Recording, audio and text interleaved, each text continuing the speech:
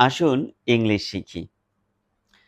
কিছু মানুষ ধর্মকে নিজের স্বার্থে ব্যবহার করে, কিছু মানুষ ধর্মকে নিজের স্বার্থে ব্যবহার করে। ইংলিশে বলবেন, Some people use religion for their own benefit.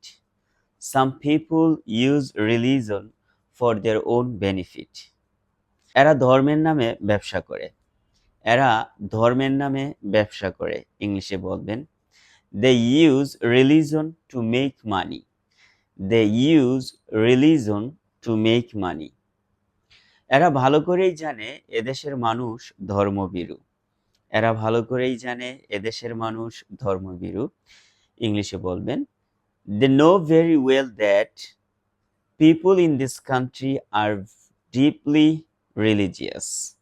They know very well that people in this country are deeply religious. Thank you. Bye bye.